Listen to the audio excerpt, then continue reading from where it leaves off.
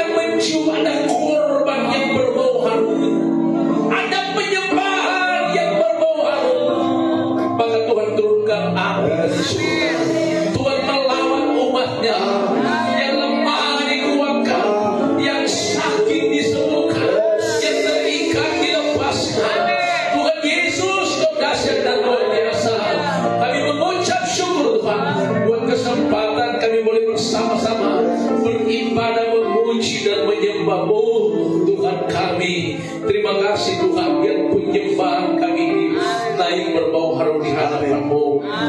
Kami rindu mendengarkan isi hati-Mu Tuhan. Kebenaran-Mu yang memerdekakan kami. Hamba-Mu hanya alat-Mu Tuhan. Sembunyikan di balik salib-Mu. Demi nama Yesus kami berdoa. Kami sambut firman Tuhan. Haleluya, haleluya. Yang siap dengar firman sama-sama bilang amin. Silakan dulu beri tepuk tangan yang meriah bagi Tuhan. Shalom. Puji Tuhan, kita semua baru merayakan yang namanya Jumat Agung dari hari Jumat, dan pada hari Minggu kita merayakan namanya kebangkitan Yesus atau Paskah. Kekristenan itu senantiasa selalu memperingati hari-hari besar, ya, dari kelahiran Yesus, kematiannya, kebangkitannya, dan dia naik ke surga, dan nanti datang kali yang kedua. Itu saya bilang perkara-perkara besar yang Tuhan Yesus sudah nyatakan buat kita.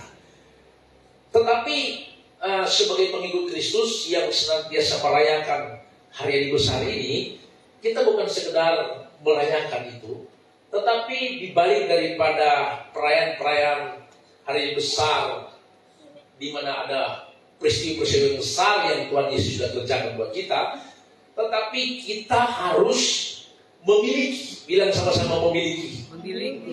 Memiliki yang namanya contoh hari Natal 25 Desember kita rayakan. Jumat Agung kematian Yesus, kebangkitannya Paskah, kenaikan ke surga, dan akan datang kali yang kedua. Semua yang Tuhan Yesus kerjakan lakukan ini ada kuasanya yang dia lakukan. Ada kebenaran yang bisa kita dapatkan di sana. Ya, jadi bukan sekedar seremoni kita merayakan, tapi kita tidak menikmati, mengalami.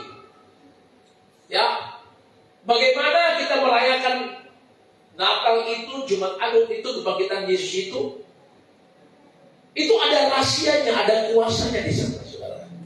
Nah, khusus untuk Paskah atau hari kebangkitan Yesus yang kita sudah rayakan pada kemarin hari, kita harus betul-betul memiliki, bilang lagi sama-sama, memiliki kuasa kebangkitan itu, saudara. Ada hal yang saya dapat terima besar sekali, saudara. Ketika Yesus bangkit dari kematian, saya cuma sedikit singgung tentang Paskah ini, karena ada yang saya sampaikan yang Tuhan taruh di hati saya. Pada Lukas 24 ayat 6 bilang begini. Lukas 24 ayat 6, singgung sedikit tentang Paskah. Lukas 24 ayat 6 dikatakan begini. Bisa taruh, ada situ.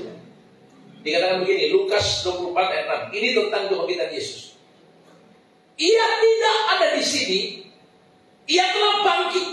Ingatlah apa yang dikatakannya kepada kamu ketika ia masih di Galilea. Coba kita baca keras-keras yang kata ia tidak di sini. 3, 2, 1. Ia tidak ada di sini. Dia tidak ada di sini. Di mana? Di kubur. Artinya dia tidak lagi dalam kuburan. Tidak dikubur. Kubur sudah kosong. Tahukah saudara? Kebangkitan Yesus bukan sekedar kita rayakan, tapi kebangkitan Yesus kita harus memiliki kuasa kebangkitan itu.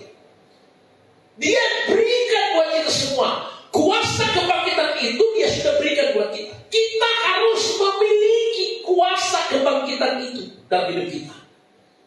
Nah, kalau kita memiliki kuasa kebangkitan itu, berarti bagaimana Yesus bangkit dari kubur, tidak dikubur, berarti kita pun harus bangkit.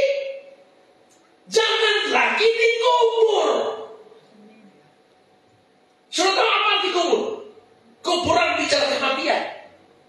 Kuburan bicara kerapuhan, kegagalan, tekanan, belenggu, kemiskinan, sakit, penyakit, kehancuran. Itu semua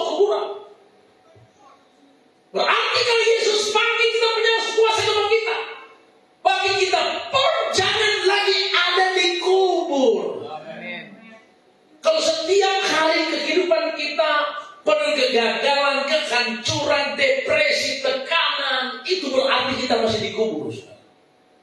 Ya, bukankah firman Tuhan berkata pada saat dia mau menyerahkan nyawanya, dari 7 perkataan Yesus yang dia sampaikan ada 7 perkataan, dan dari 7 perkataan ada perkataan yang terakhir dia berkata sudah selesai. Ingat saudara ya, ikut Yesus itu memang harus pikul salib, sangkal diri, mengerjakan keselamatan yang dia sudah berikan. Tapi yang Tuhan Yesus lakukan buat kita pada waktu dia memikul salib, mengambil semua penderitaan kita, dia lakukan di kayu salib, dia mati dan dikuburkan, dia bawa semua dalam kematian di kuburan. Semua yang harus kita alami, yang harusnya kita alami, dia ambil semua, dia lakukan di kayu salib, dia masukkan, dia masuk di kubur. Hari yang ketiga dia bangkit dari kematian. Berarti kehidupan kita yang dia katakan sudah selesai adalah sudah selesai. Bilang sama-sama, kutuk diubah jadi berkat. Ratapan, tangisan diubah jadi tali-talian. Bilang sama-sama, kemiskinan diubah jadi kelimpahan. Sakit penyakit diubah menjadi kesembuhan ilahi. Kematian kekal diubah jadi hidup kekal. Bilang sudah selesai. Bilang haleluya. Nah saudara, sekarang ini kita yang harusnya, saya bilang tadi, harus memikul itu sudah selesai. Jangan lagi kita ada di kubur itu. Pertanyaannya adalah, kenapa kita masih dalam ratapan, dalam tangisan, penderitaan, kemiskinan, sakit penyakit? Kenapa? Ingat, karena berarti kita sudah tidak ada di dalam kehendak dan rancangan dan rencananya. Selama kita ada di dalam rancangan Tuhan, dalam kehendaknya Tuhan, sudah pasti semua selesai. Bilang selesai. Tapi kan persoalannya ke Kristen itu mulai mau cari jalan keluar di tempat lain. Saya bilang tadi, memang kita harus menghadapi peperangan, pertandingan, perjuangan. Berkali-kali saya sampaikan bahwa hidupmu pertandingan, hidupmu peperangan, hidupmu perjuangan. Kenapa masih dalam perjuangan? Kenapa masih dalam pertandingan? Kenapa? Karena ada satu hal, ada satu perkara yang senantiasa kita tunggu-tunggu, yaitu kedatangan Yesus datang kali yang kedua. Oke, itu yang pertama. Kita menunggu kedatangan Yesus datang kali yang kedua. 1 Tesalonika 4 ayat 13 sampai 18. Sesungguhnya aku memberitahukan kepadamu, supaya kau mengerti tentang mereka yang meninggal, bahwa pada saat sangkakala berbunyi, Tuhan sendiri akan datang dari surga. Orang-orang yang mati dalam Yesus akan lebih dahulu bangkit. Setelah itu kita yang hidup akan diangkat bersama-sama. Tujuan akhir hidup kita adalah, kalau kita belum meninggal, berarti mengalami namanya pengangkatan massal. Yang sama-sama pengangkatan massal. Kenapa saya bilang pengangkatan massal? Karena sudah ada bukti, ada orang naik ke surga. Bukti pertama Henok, bukti kedua Elia, bukti ketiga Yesus naik ke surga, dan yang keempat adalah pengangkatan massal. 1 Tesalonika 4 ayat 13 sampai 18. Jadi yang kita tunggu-tunggu sekarang adalah kita sedang mempersiapkan diri ini untuk trompet berbunyi. Coba lihat ayat 16. Sebab pada waktu tanda diberi, yaitu pada waktu pengeluh malaikat berseru dan sangkakala berbunyi, Tuhan sendiri akan turun dari surga, dan mereka yang mati dalam Kristus akan lebih dahulu bangkit. Setelah itu kita yang hidup yang masih tinggal sekarang ini akan diangkat. Jadi berarti Tuhan Yesus sudah melakukan perkara-perkara besar buat kita. Yesus lahir, dia mati, dia bangkit, sudah naik ke surga. Seluruh kekuatan kuasanya, kasih karunia-Nya, anugerahnya dia sudah berikan buat kita. Kita tinggal mengerjakan apa yang sudah Tuhan berikan buat kita. Kenapa harus dikerjakan? Kenapa harus dikerjakan? Kenapa harus bertani? Kenapa harus berperang? Kenapa harus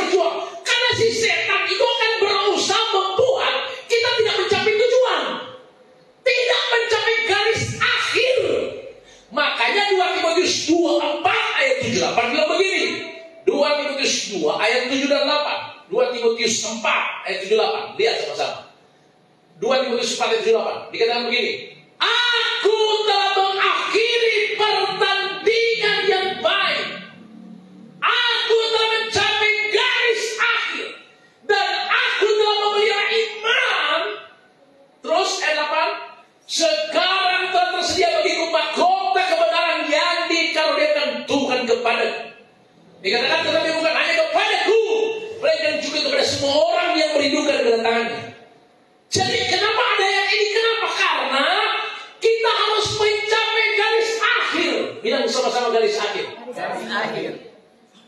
Rumah tanggamu pertandinganmu, pekerjaanmu pertandinganmu, usahamu pertandinganmu, pelayananmu pertandinganmu, jabatanmu pertandinganmu, pribadimu pertandinganmu, anak muda masa depanmu pertandinganmu. Pertanyaannya adalah apakah kita sudah menang dalam pertandingan? Tuhan sudah memberi kita kemenangan. Tapi kalau sudah 3 kali kawin, 3 kali cerai, itu bukan menang dalam pertandingan, saudara. Itu gagal namanya. Jadi kehidupan kita terus harus bertanding, harus berjuang. Kenapa? Karena setan akan berusaha setiap hari untuk menghancurkan kita. Dengar baik-baik. Alkitab bilang begini, di hari-hari terakhir, menjelang saatnya Tuhan Yesus akan datang kali yang kedua. Perhatikan baik-baik. Akan muncul nabi-nabi palsu, guru-guru palsu, penyesatan-penyesatan. Akan muncul banyak antikris. Matius pasal 2 ayat 18. Dunia akan digoncangkan, gereja akan disucikan, dimurnikan dan diuji. 1 Yohanes 5 ayat 11 berkata, dunia ini berada di bawah kuasa si jahat. Kita harus tahu semua keadaan ini. Karena itu jangan heran, Anda buka TikTok, Facebook, YouTube, Anda lihat di sana. Terjadilah peperangan antara hamba Tuhan A dan hamba Tuhan B. Masing-masing mulai menyerahkan si Abah, siapa Tuhan A, siapa Tuhan B. Masing-masing mempertahankan ajarannya. Yang paling aneh masing-masing mulai mengeluarkan pengajaran yang aneh-aneh tapi nyata. Dan ini sangat menyesatkan. Alkitab bilang, tergantung hikmat yang Tuhan berikan buat kita. Karena kita juga sesama hamba Tuhan tidak sah. Jangan saling menghakimi, saling menjelekkan. Ingat, sudah tahu, dengar baik-baik. Saya ini hamba Tuhan. Kehidupan saya itu, kehidupan saya setiap hari hanya fokus dengan panggilan. Ketika saya tahu saya dipanggil Tuhan dalam penginjilan, maka saya bersama dengan pelayanan yang Tuhan percayakan buat kami untuk fokus di misi. 24 tahun dari tahun 2000 Tuhan membawa kami di dalam pergerakan misi penginjilan. Sudah 24 tahun. Sampai sekarang hari terakhir ini kami dibantu dalam misi penginjilan jalanan dengan 7 titik pelayanan yang Tuhan percayakan. Dari tahun 2000 sejak masa pandemi, dari tahap 1 sampai hari ini kami sudah memasuki tahap 624 kali kami ada di jalanan. Fokus. Selama itu, saudara, saya cuma mengikuti petunjuk Tuhan. Dan selama dalam pelayanan, bukan tidak ada masalah yang kami hadapi. Apalagi ketika di live, bukan tidak ada orang yang bully. Tapi dengar baik-baik. Selama kita menyampaikan kebenaran tentang Yesus adalah Tuhan dan Juru Selamat, Dia kebenaran, kita tidak perlu membela Yesus. Dia kebenaran, tidak bisa dibela, tidak perlu dibela. Selama aku menyampaikan kebenaran tentang Yesus, Dia kehidupan, Dia kebenaran, Dia jalan, Dia jawaban, maka berarti kebenaran, kuasa Roh Kudus itu akan menginsafkan orang akan kebenaran itu sendiri. Tapi kalau kita sudah mulai melayani Tuhan, menginjil dan mulai membela kebenaran, saudara jangan heran kenapa antar denominasi gereja itu bertengkar. Karena masing-masing mempertahankan kebenaran mereka. Masing-masing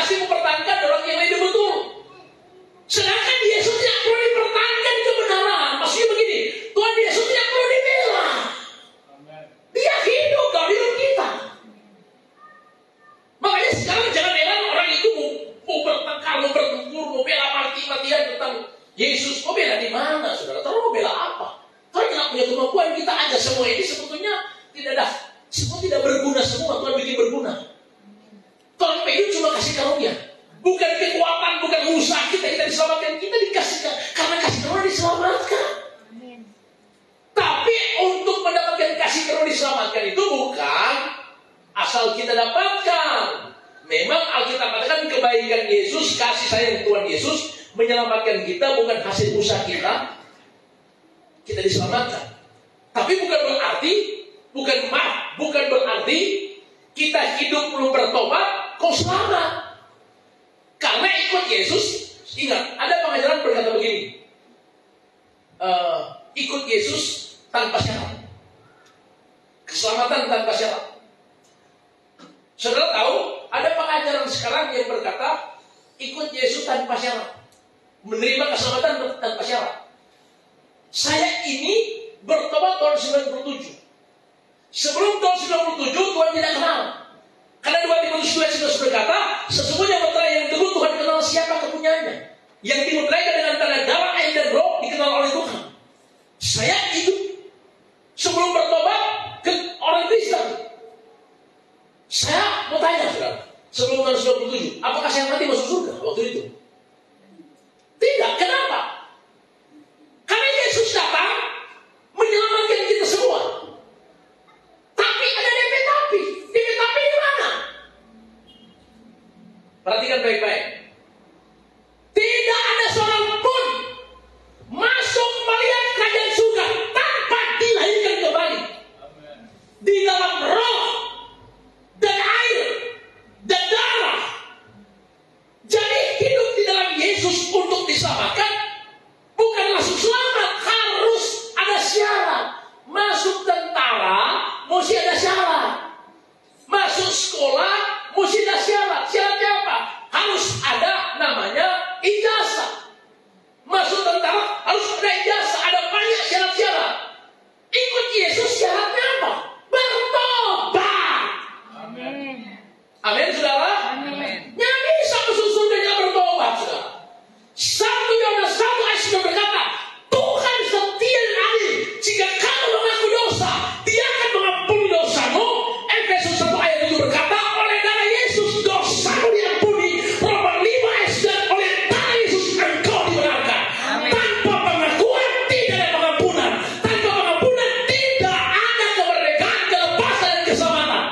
Amin. Jadi ikut Yesus itu ada syarat, harus bertobat, lahir baru, hidup benar sungguh-sungguh, baru tentu dan Roh Kudus menuntun kita untuk berjalan dalam kehidupan yang penuh peperangan, perjuangan, pertandingan. Karena setan mau berusaha untuk membawa kita jatuh dan hancur. Tapi selama engkau berada berjalan bersama Tuhan, engkau akan lihat engkau mencapai tujuan akhir. Beri tepuk tangan yang beliau itu. Katakan amin. Semua kita mempunyai tujuan masing-masing.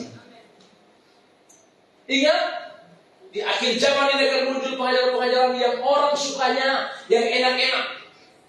Pengajaran yang tidak ada proses-proses. Banyak orang berbondong-bondong ke situ. Yang berbuat dosa masuk surga karena kasih karunia, sesat. Ada juga pengajaran, kalau engkau berbuat baik, walaupun tidak terima Yesus, tidak ada syarat bertobat masuk surga, sesat. Dan itu sesat karena kebenaran yang beritahu. Bukan saya bilang sesat karena kebenaran dari saya, bukan. Kalau saya bilang sesat karena kebenaran yang saya dapatkan dari pengajaran saya, itu saya sesat juga. Tapi kalau saya bilang sesat karena kebenaran yang saya mengajarkan, di dalam kebenaran itu menyatakan tanpa seorang pun yang datang pada Bapa, yang masuk kerajaan surga, tanpa hidup dalam pertobatan, terima Yesus sebagai Tuhan dan Juru Selamat, mengakui Dia Tuhan Juru Selamat, dan kita harus datang dalam pertobatan. Kenapa? Karena ada 3 dosa yang sudah menguasai manusia. Dosa yang pertama, dosa asal Adam dan Hawa. Dosa kedua, dosa keturunan. Dan dosa ketiga, dosa pribadi sudah mengikat manusia. Jadi dosa ini yang mengikat manusia. Nah, dosa ini hanya bisa dilepaskan ketika Tuhan Yesus mengampuni dosamu. Dan Tuhan Yesus tidak akan mungkin mengampuni dosa kita kalau kita tidak ada pengakuan di hadapan Tuhan. Katakan amin.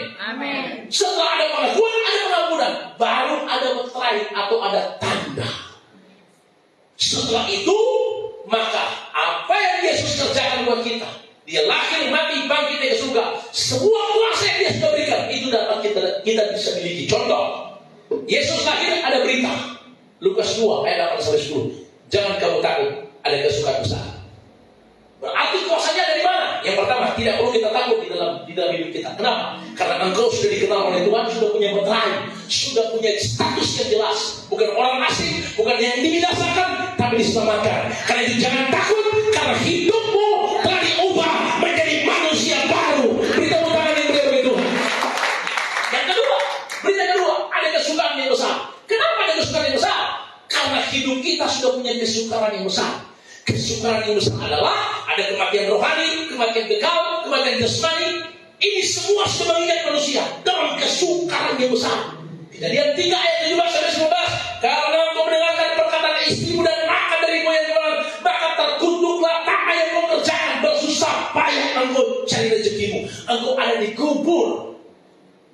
Yesus berkata, sesungguhnya kesukaan bagimu, sebab semua itu telah ditanggung oleh Yesus. Dia mati bagi kita dengan berita Jumat Agung, kematian Yesus. Dia mati bagi kita, dia membawa seluruh penderitaan yang harusnya kita alami. Saya sudah katakan tadi, dia bangkit dari kematian, dia berikan kuasa kebangkitan. Kita tidak dikubur, tapi kita sudah merdeka. Tapi jangan mempergunakan kemerdekaan itu dengan seenaknya kita. Kita sudah merdeka, karena itu seenaknya berbuat dosa. Kemerdekaan dia sudah berikan, tapi kita harus menjaga, memelihara kuasa kebangkitan, kemerdekaan yang dia sudah berikan. Kenapa? Karena setan masih mau mencuri. Pertandingan sudah dimulai. Rumah tanggamu pertandingan. Tiap hari setan mau bikin kita rumah tangga supaya bakalai terus. Akhirnya dari kesimpulan, cerai buat orang. Sudah cocok. Berapa anak? 10 anak. 10 anak yang cocok dari Yesus. Oh? Jadi saudara dengar, karena itu hari-hari ini ketika kita menghadapi dunia penuh misteri, ada banyak penyesalan yang muncul. Ingat, firman Tuhan bilang apa? Kebenaran firman Tuhan, Kejadian sampai Wahyu, firman Tuhan, jangan ditambah, jangan dikurang. Lakukan saja. Selama Anda lakukan firman Tuhan, Kejadian sampai Wahyu, engkau hidup dalam kebenaran yang sejati. Tidak perlu pusing. Sekarang kan pengajaran sekarang nggak maunya yang enak. Saudara, ingat kebenaran firman Tuhan. Yesus tidak perlu dibela. Kenapa mesti dibela? Karena dia kebenaran, tidak perlu dibela. Dia kehidupan. Saudara, dia justru yang datang dalam dunia ini untuk menyelamatkan manusia. Memang dia Tuhan yang datang dalam dunia ini untuk menyelamatkan semua manusia di muka bumi ini. Tetapi untuk diselamatkan harus ada syaratnya. Bertobat, terima Yesus sebagai Tuhan dan Juru Selamat, diberkati dengan tanda-tanda air dan roh, baru kita menikmati hidup. Baru setiap tahun kita bisa merayakan peristiwa-peristiwa besar yang Tuhan sudah kerjakan.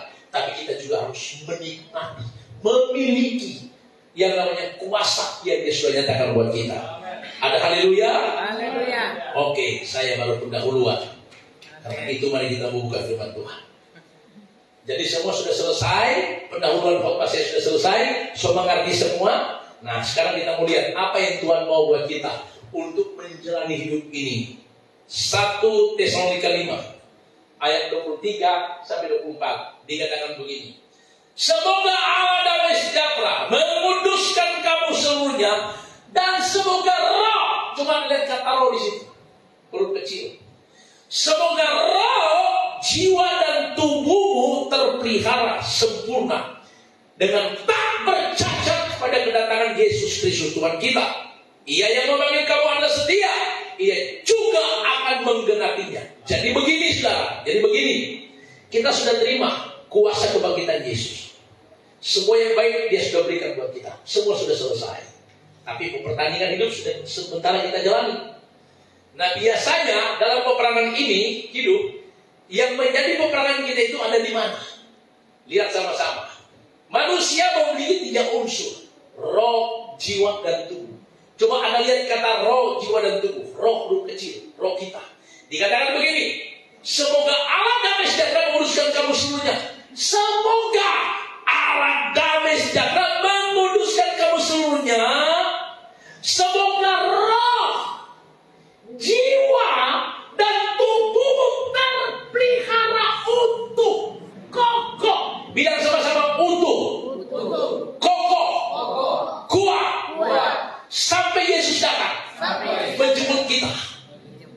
Jadi kenapa? Karena ini 3 unsur inilah yang jadi peperangan hidup kita. Semoga rohmu tetap terpelihara, jiwamu, tubuhmu. Kita ada di sini sedang beribadah, berarti rohmu sedang dipelihara, sedang dikuatkan, sedang dibangun. Daniel 6 ayat 4 berkata, Daniel mempunyai roh yang luar biasa. Karena itu singa takut mendekat sama Daniel. Karena Daniel punya roh yang luar biasa. Saudara tahu, ketika Anda di dalam Yesus, pada waktu engkau belum terima Yesus, belum diberi kuasa, rohmu itu masih roh manusiawi. Tapi waktu engkau hidup baru, Tuhan sudah berikan roh yang baru, hati yang baru, pikiran yang baru. Roh yang baru yang Tuhan berikan itulah kehidupan yang kau miliki. Itu yang harus kita jaga. Saya 27 tahun hidup tidak bertobat, hidup tidak terkoneksi, memiliki roh, jiwa, dan tubuh. Roh, jiwa, dan tubuh. Apa itu roh? Gerak hati atau intuisi. Batin, itu jiwa apa? Pikiran, perasaan, memori, ingatan, itu jiwa. Tubuh apa? Panca indera. Sebelum saya bertobat, hidup saya goncang tiap hari, sakit-sakitan tiap hari, kacau. Kenapa? Karena hidup ini rusak. Kenapa rusak? Karena belum diubah oleh Tuhan, belum diciptakan kembali. Tahun 1997 saya datang pada Yesus. Maka saya yang punya roh, jiwa, dan tubuh yang lama diubah oleh Tuhan. Dikasih roh yang baru, ya, roh yang baru itu Tuhan berikan sehingga saya mendapatkan kehidupan. Apa arti kehidupan? Kehidupan itu artinya terkoneksi dengan surga. Koneksi itu bernama damai di hati. Saudara perhatikan baik-baik. Damai itulah kehidupan yang harus kita jalani, yang kita harus miliki. Damai di hati itulah kehidupan yang senantiasa terhubung dengan surga, yang harus kita jaga. Bilang sama-sama, damai di hati, bukan galau di hati. Coba lihat kiri kanan, masih ada damai? Saudara tiap hari kalau main pertandingan itu di mana? Di damai di hati. Kalau hilang damai apa? Stres, kacau, bingung. Hilang damai, marah, emosi. Tanda-tanda orang hilang damai di pemuka sampai upaya tono. Coba lihat kiri kanan, saudara.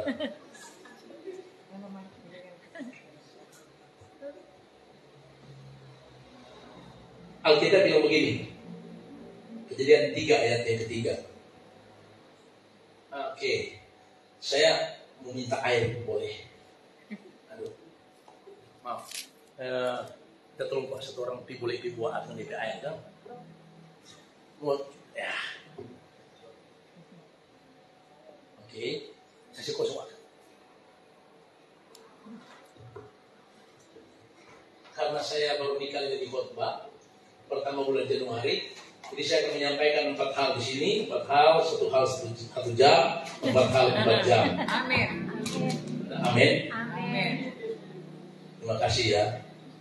Tuhan menciptakan langit dan bumi, baru menciptakan manusia dari debu tanah. Diciptakanlah manusia dari debu tanah seperti ini, kosong, berarti belum hidup, masih tanah, belum ada kehidupan. Alkitab bilang baru Tuhan hembuskan nafas kehidupan buat manusia. Nafas. Manusia kan so ada, ini tuh bentuknya seperti ini, tapi masih debu tanah. Oke? Belum ada kehidupan di sini. Alkitab katakan baru Allah hembuskan nefes Tuhan. Ini masuklah kehidupan. Alkitab bilang manusia dihembuskan nafas Allah. Dan Alkitab bilang baru manusia bisa hidup. Hiduplah manusia memiliki roh, jiwa, dan tubuh. Ini, oke?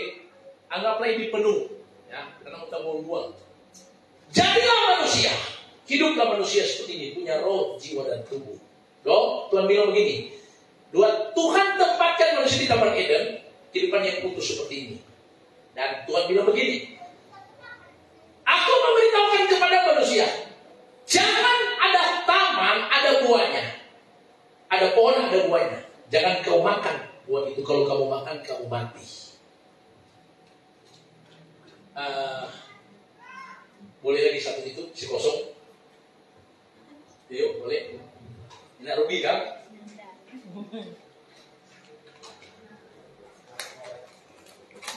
Iya. Oke, terima kasih banyak. Perhatikan baik-baik. Allah berfirman, kalau kamu makan buah itu, kamu akan mati. Artinya akan kehilangan kehidupan. Sudah lambat. Ini luar biasa, saudara. Tuhan pakai luar biasa. Coba lihat saya. Tuhan bilang begini, kalau kamu makan, kamu akan kehilangan kehidupan. Waktu manusia makan, ini yang hilang. Ini yang hilang. Ini yang hilang, manusia kembali jadi kosong. Kalau awalnya debu tanah, dihembuskan kehidupan hidup manusia. Oke? Tapi waktu makan mati. Mati akhirnya kehidupan itu ambil. Tapi kan manusia sudah jadi hidup. Sudah jadi manusia hidup begitu. Tapi ke manusia hidup. Tapi kehidupan sudah hidup pada manusia karena dosa. Yesus datang karena manusia sudah hidup dalam kutuk hukuman penderitaan. Ini kehidupan manusia sudah terisi dengan kutuk penderitaan, hukuman, kesakitan, kegagalan. Ini semua hidup manusia. Sudah kotor, sudah abu-abu, terapu, melimbuku. Bahasa Belanda bilang. Alkitab bilang maka Tuhan yang datang dari surga untuk menyelamatkan kita. Untuk mengangkat dada kita, menghancurkan, mematahkan melepaskan kita dari perambaan. Jadi kita kasih pindah di sini ya. Kejadian 3 sampai kita mulai yakin di sini. Ini perjanjian baru. Masuk di sini, kembali kita diberikan kehidupan. Yesus datang. Dia datang mengembalikan kehidupan buat kita. Karena begitu besar kasih Allah akan dunia ini, akan manusia yang sudah berbuat dosa, sudah kosong.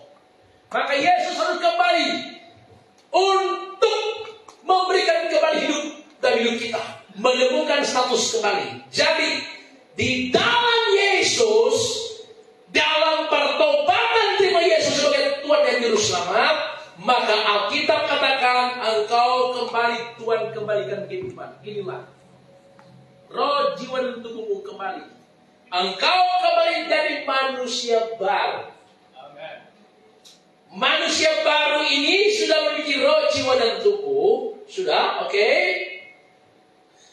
Ingat, kalau di sini Kejadian 1 dan 2, manusia utuh adanya, belum tercemar dengan dosa. Setelah ini diangkat, ini masuk. Jadi kita kehilangan kehidupan.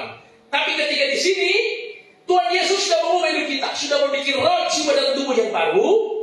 Tapi di sini, area sini sampai di sini ke surga, kita masih dalam peperangan hidup, di mana iblis mau menyerang saudara.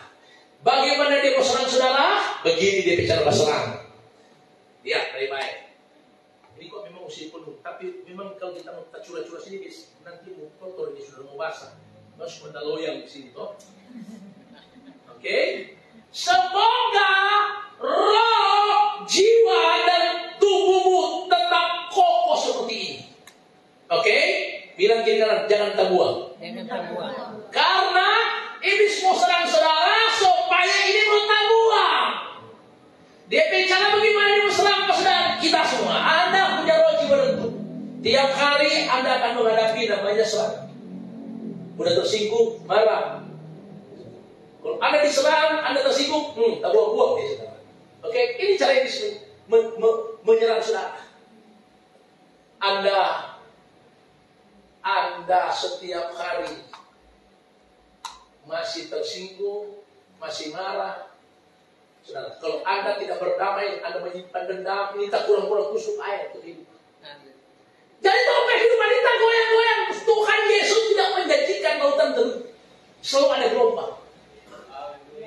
Tapi selama ada kokoh, walaupun bergoncang, kalau ada tutup hidupmu, tutup hatimu, ada jaga hatimu, jaga pikiranmu, kegoncangan boleh datang, tapi kalau ini tertutup, dia mau goncang, dia mau terbuang ke air. Karena hatimu kau jaga. Amen. Itu namanya kita tutup rapi hidup saudara, tidak membiarkan celah masuk. Anda tetap utuh roh, jiwa, dan tubuh. Amin. Tapi kalau Anda buka celah, dia masuk, dia goncang saudara.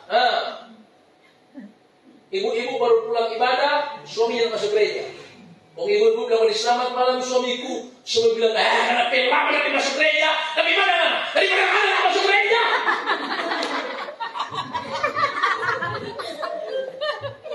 Anda mengerti maksud saya?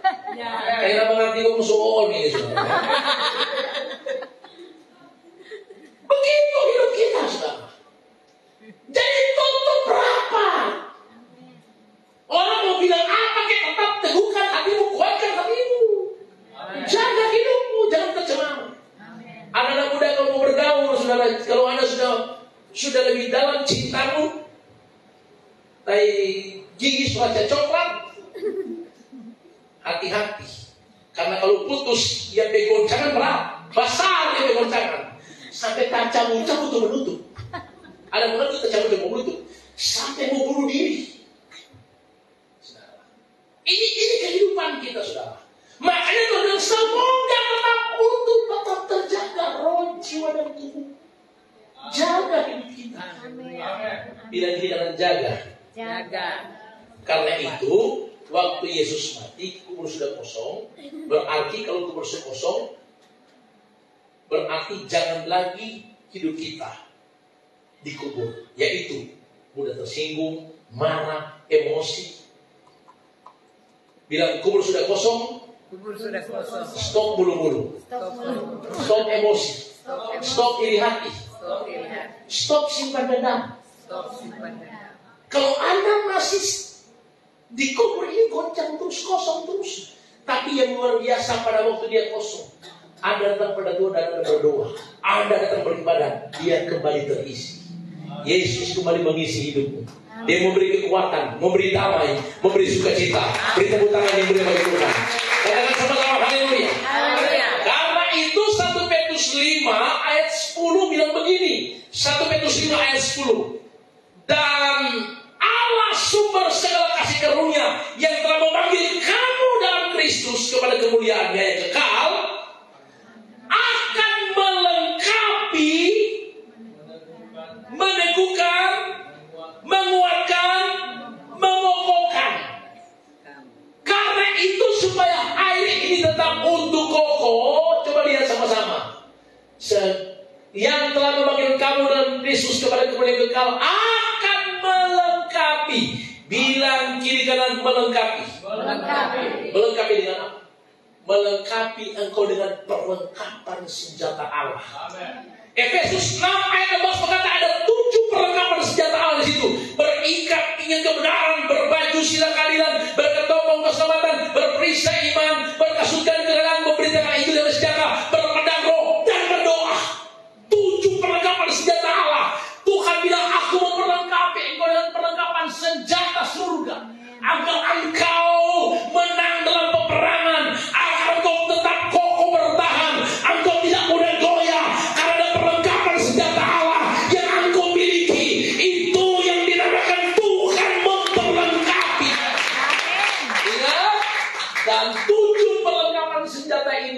Jangan ada satupun yang engkau lepas atau engkau tidak pakai. Harus pakai dari ujung rambut sampai ujung kuku. Dipakai semua. Saya kasih contoh. 7 perlengkapan senjata Allah, salah satunya adalah ketombong. ke toko, ada topi, kita boleh pinjam topi sini. Ada. Kalau ada topi tisu. Oke, terima kasih. Ya. Saya kasih contoh ini seperti ini. Saya kasih contoh seperti topi baja.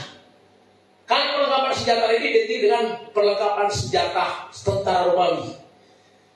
Tentara Romawi itu memakai topi helm. Helm di kepala itu, helm yang dipakai di kepala itu melindungi bagian kepala. Di bagian kepala ada apa? Helm. Ada apa di sini? Ada pikiran. Coba lihat saya. Ini seperti sulap-sulap.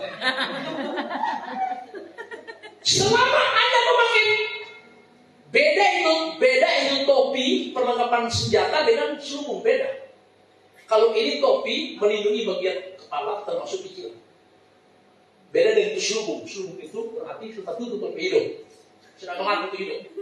Jadi begini saudara, ketopong keselamatan itu adalah melindungi saudara di bagian kepala supaya iblis tidak menyerang saudara. Iblis serang di mana? Pikiran. Panah api menyerang di mana? Di pikiran. Karena itu perlengkapan senjata Allah yang Tuhan berikan adalah perlengkapan di bagian kepala adalah ketopong keselamatan. Ketopong keselamatan itu artinya Filipi 4 ayat 8. Mulai.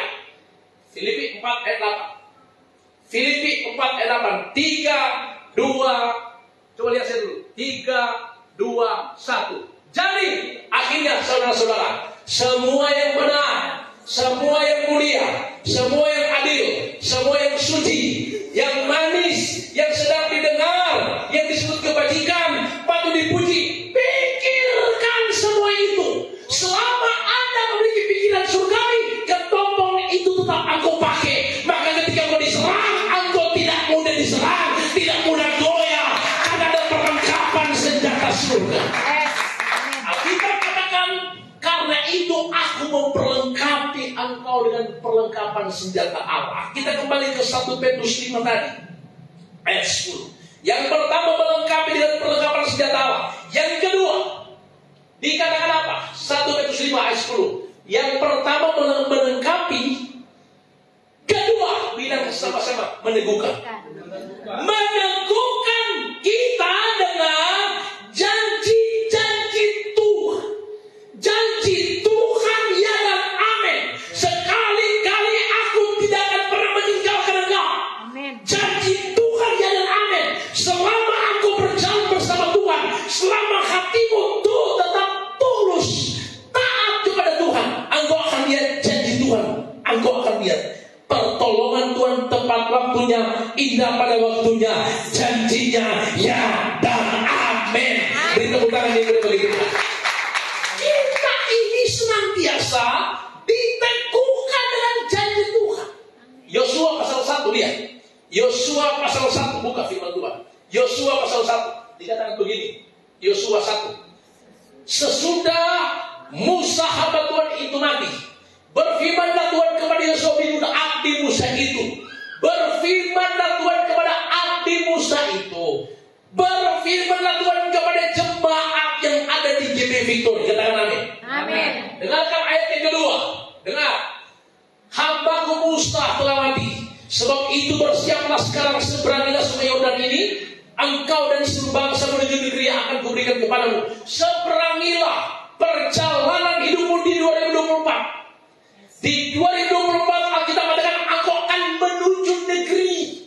Apa itu negeri? Negeri yang akan kau tuju adalah negeri itu bernama kepastian hidup di 2024. Amin. Amin. Aminnya masih terlambat sedikit. Nanti itu negeri yang berapa? Seberangilah, jalanilah hidup di 2024. Karena aku akan menuju, menerima, menduduki negeri itu yang bernama kepastian. Bilang haleluya.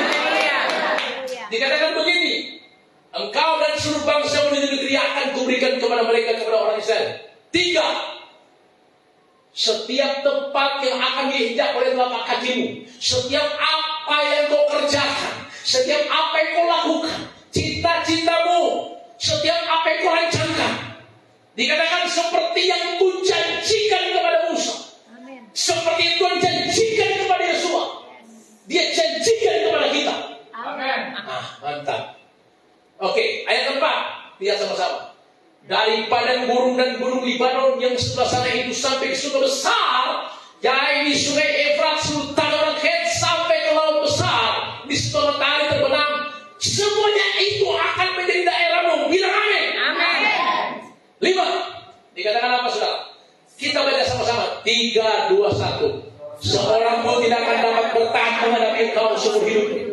Seperti aku menyertai Musa, demikian aku menyertai engkau. Aku tidak akan membiarkan engkau, tidak akan meninggalkan engkau. Amin. Amin.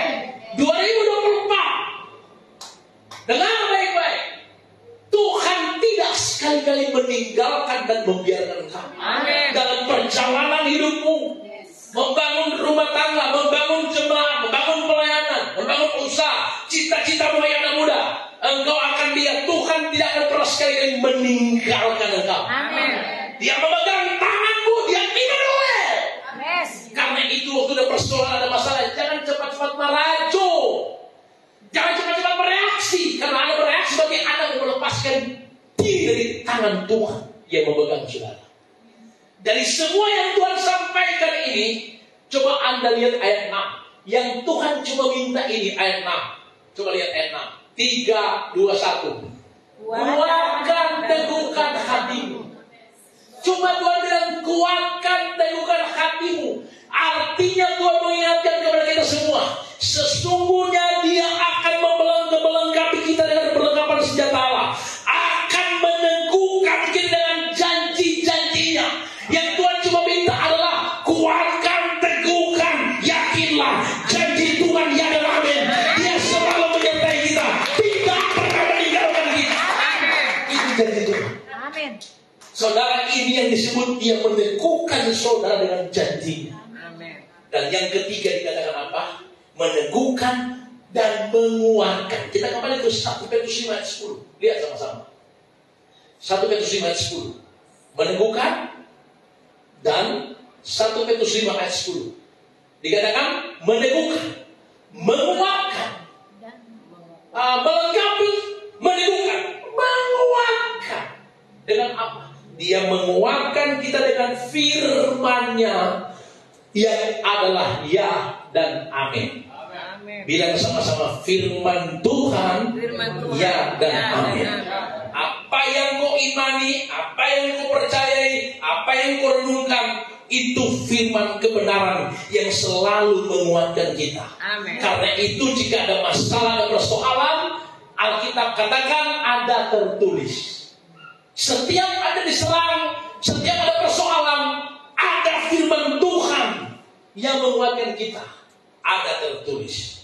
Jika Anda lemah, katakan ada tertulis, aku kuat di dalam Tuhan. Amin. Jika Anda berkekurangan, katakan ada tertulis, Allahku akan memenuhi segala kebutuhanmu sesuai kekayaan dan kemuliaan. Jika Anda sakit, katakan ada tertulis, Tuhanku penyembuh yang ajaib. Amin. Jika tertutup jalan, katakan ada tertulis, Tuhan ratakan gunung-gunung, patahkan pintu neraka, patahkan para besi, supaya kau tahu aku Tuhan yang berkuasa. Kata firman Tuhan, bilang haleluya. Karena itu hari ini engkau dikuatkan lewat firman. Amin. Amin. Dan yang terakhir, 1 Petrus 5:10, dikatakan engkau akan dikokohkan.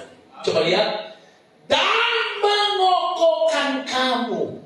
Saya minta untuk yang terakhir ini, tangan kananmu seperti ini diangkat. Kenapa? Karena kita akan dikokohkan dengan apa? Pengurapannya. Amin. Akan turun atas semua ini.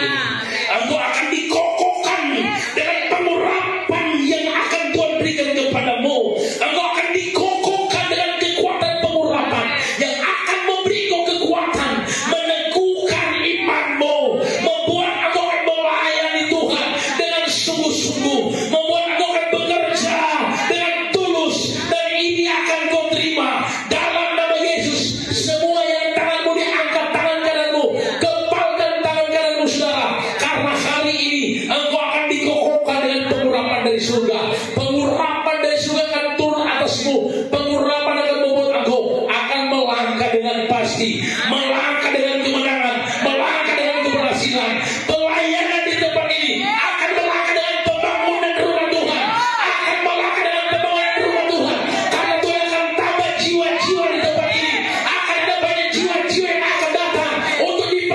api untuk dikokohkan menjelang saat Yesus akan datang, akan jadi mempelai Kristus. Tuhan akan meneguhkan, mengokohkan dengan pengurapan, membuat pembangunan akan terjadi. Gereja Tuhan akan berdiri di sini, jemaat akan semakin dibawa oleh Tuhan. Hari ini plan-plan Tuhan, engkau diurapi oleh Tuhan. Generasi muda engkau diurapi oleh Tuhan. Apapun yang kau kerjakan, pebisnis, urapan Allah mengalir. Ada keberhasilan dalam hidupmu. Terima dalam nama Yesus. Engkau tidak sama lagi. Hari ini firman Tuhan datang meneguhkan kita. Suara surga menguatkan kita semua. Engkau tidak sama lagi. Bilang sama-sama, haleluya.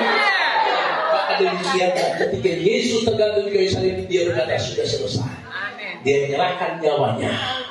Tapi saya belum menyerahkan nyawa karena Tuhan masih mau pakai di akhir zaman.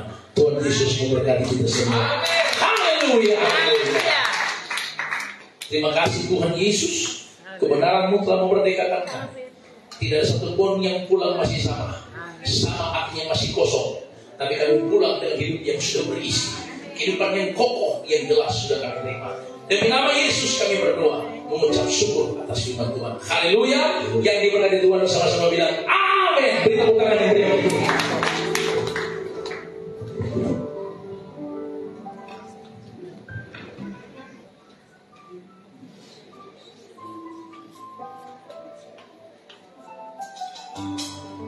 Haleluya. Mari kita satukan hati kita akan memberikan persembahan Bapa dan mengucap syukur buat kasih setia luar biasa kebenaran firman Tuhan yang merdekakan, membebaskan setiap belenggu-belenggu di dalam kehidupan kami, sehingga kami